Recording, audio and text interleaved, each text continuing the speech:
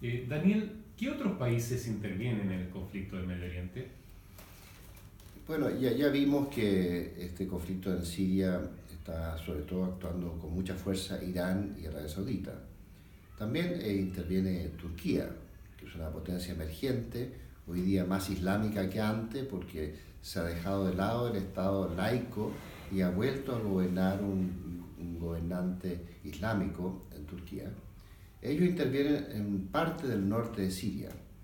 Y obviamente está Estados Unidos, que siempre ha estado en el Medio Oriente, pero ha estado tratando de retirarse.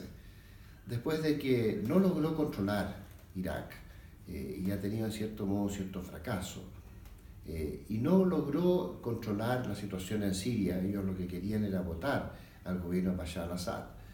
Pero otros decían que lo que quizás querían era desordenar Siria, y aquí se discute mucho el porqué. Pero evidentemente una potencia externa que tuvo una influencia decisiva fue Rusia. Pero también China. Se nos olvida que China fue aliado de Irán, de Bashar al-Assad, de Rusia, y en Hezbollah, en general todos los grupos que actuaron contra el Estado Islámico dentro de Siria y en contra del Ejército de Liberación Siria y contra al-Nusra, que eran grupos que junto con el Estado Islámico luchaban contra el gobierno de Bashar al-Assad. Y ahora, una visión más general del Medio Oriente, lo que vemos es un interés cruzado de Turquía, por un lado, con Irán por otro, con Arabia Saudita por otro, y también con Israel. A Israel le interesa mucho salvarse de esta amenaza a sus vecinos, porque Israel tiene hoy día 8 millones de judíos, 1 millón de árabes dentro del Estado de Israel, o sea, alrededor de 9 millones de personas, y siempre amenazado por los países del entorno, que suman 150 millones de habitantes, pero si uno agrega todos los países del mundo islámico que tienen intereses en contra de Israel, eso suma 1.500 millones de personas que quieren destruir un Estado chico de 8 o 9 millones de habitantes. Por lo tanto, Israel está muy involucrado en todo esto y tiene muchos intereses para tratar de sobrevivir. Ahora tenemos que tener en cuenta a nivel global lo que ocurre también. Como se sabe, hay una vinculación histórica entre Corea del Norte y Pakistán, y a su vez de Corea del Norte y Pakistán con Irán. Y hoy día se sabe que mucha de la tecnología de misiles y de armas nucleares que tiene Corea del Norte estaba siendo traspasada a Pakistán y de Pakistán a Irán. Por lo tanto, estos programas de Irán para producir armas nucleares, junto con los programas de Corea del Norte para producir armas nucleares, que tenían su origen en cierta tecnología china, se manifestaron claramente en Pakistán, hoy día se están manifestando en Corea del Norte y por ahora se han postergado en Irán, porque se llegó a un acuerdo con la coalición de países occidentales que negociaron con Irán para frenarle su programa nuclear a cambio de levantar las sanciones. Por lo tanto, aquí hay una vinculación estratégica entre Corea del Norte, Pakistán e Irán. Y algunos sostienen que con este último conflicto que se ha estado escalando en Corea del Norte en el último tiempo, el gobierno de Kim Jong-un, el presidente de Corea del Norte, le ha pedido a Pakistán y a Irán que exacerben su accionar en el Medio Oriente un poco para distraer y amarrar a los intereses norteamericanos y los intereses de la Unión Europea en el Medio Oriente y evitar la concentración de su accionar frente a Corea del Norte. Las cosas están vinculadas.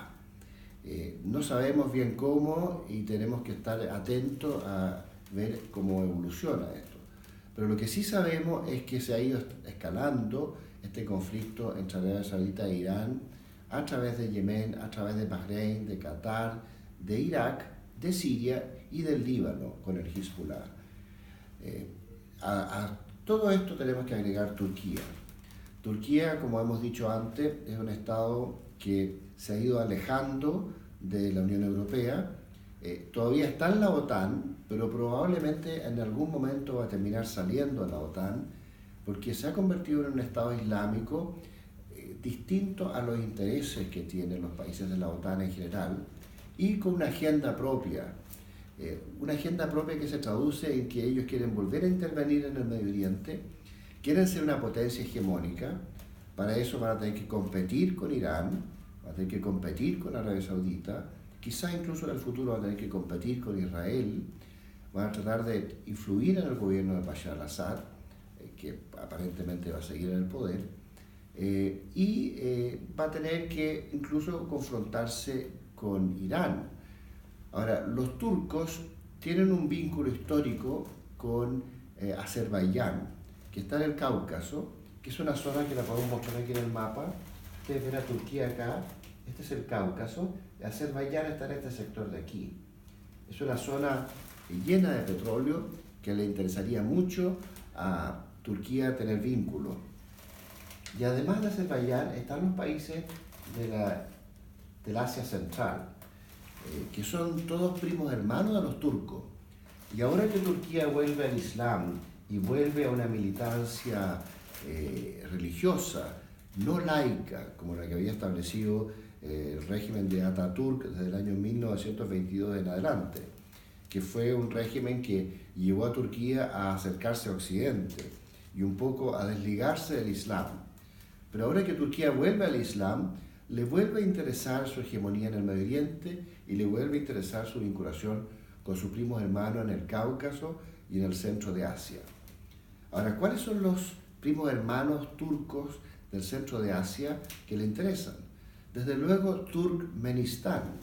Turkmenistán es un país que está acá y que, tal como su nombre lo dice, es turco, Turkmenistán. Pero los demás países también son turcos. Por ejemplo, Kazajstán. Kazajstán es un país gigantesco que está al norte. Aquí está Turkmenistán, aquí está Kazajstán. Y además está Kirguistán, Uzbekistán, Tayikistán, incluso ciertos lugares que quedan dentro de China, que también son de origen turco, como el Xinjiang. El Xinjiang es esta zona de acá.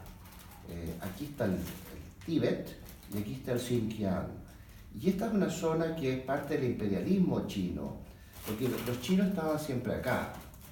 Y los chinos ejercen el imperialismo sobre el Xinjiang y un imperialismo sobre el Tíbet, que no era originalmente chino. Por lo tanto, ahí hay un interés entrecruzado con los turcos. Y los turcos tratan de influir en Azerbaiyán y en sus primos hermanos del Asia Central. Pero también Arabia Saudita trata de influir en estos países, Irán trata de influir en estos países, Rusia, que normalmente controló estos estados en la época de los zares, incluso en la época soviética, trata de influir en estos países, y por supuesto China, que tiene este control sobre el Xinjiang y el Tíbet, y que quisiera tener un cierto control sobre los países del estado central de Asia, a raíz de que ellos tienen mucho petróleo y mucho gas y sería una fuente adicional de energía para China. En otras palabras, los turcos tienen unos intereses que se entrecruzan contra todas estas otras potencias, incluyendo la India, que hasta ahora no lo hemos mencionado, pero que también tiene mucho interés en la zona.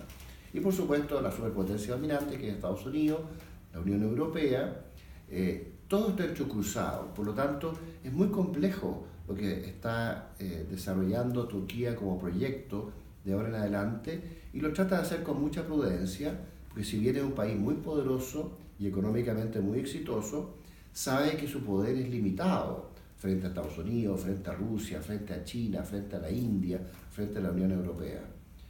Así que esto está en plena evolución y vamos a ver cómo se desarrolla.